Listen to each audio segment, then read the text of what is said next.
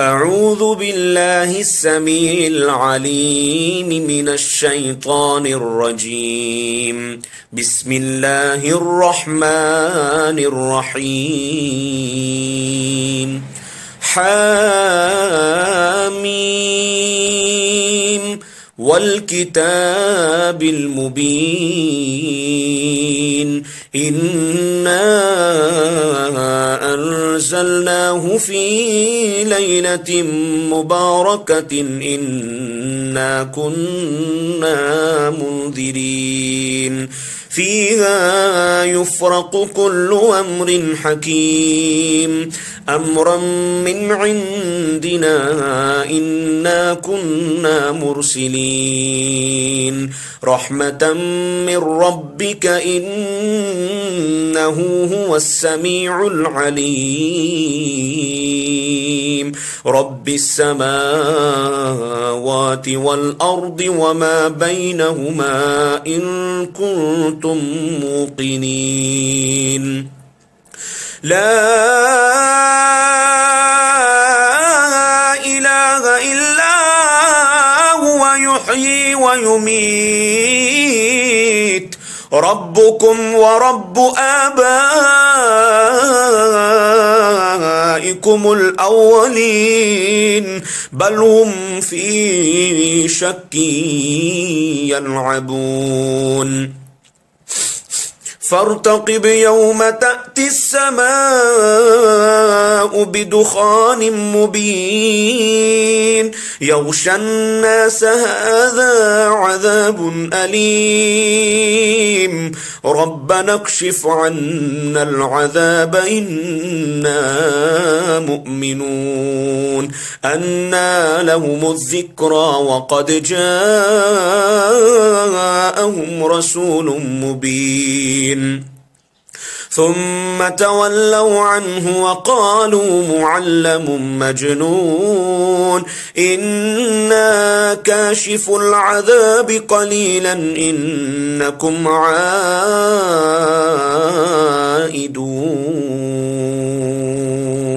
يوم نبطش البطشة الكبرى إنا منتقمون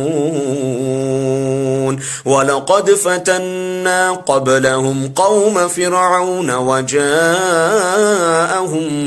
رسول كريم أن أدوا إلي عباد الله إني لكم رسول أمين وألا تعلوا على الله إني آتيكم بسلطان مبين وإني عذت بربي وربكم أن ترجمون وإن لم تؤمنوا لي فاعتزلون فدعا ربه أن هؤلاء قوم مجرمون فأسر بعبادي ليلا إنكم متبعون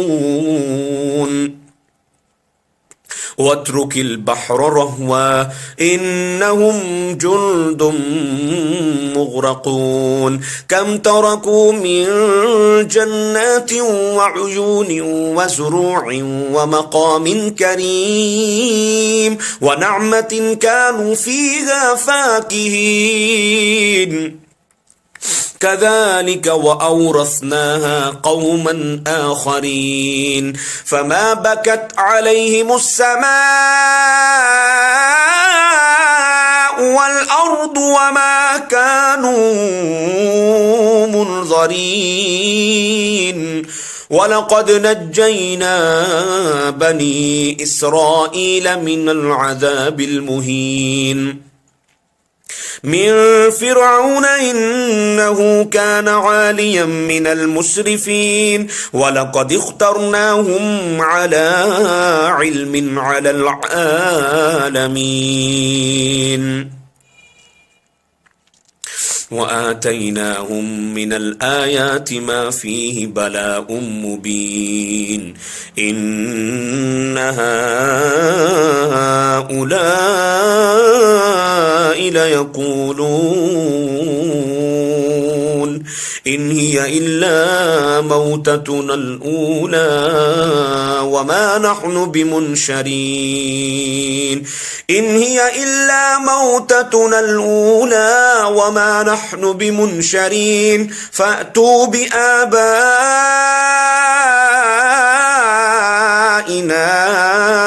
إن كنتم صادقين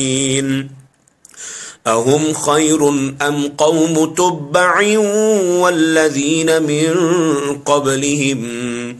أهلكناهم إنهم كانوا مجرمين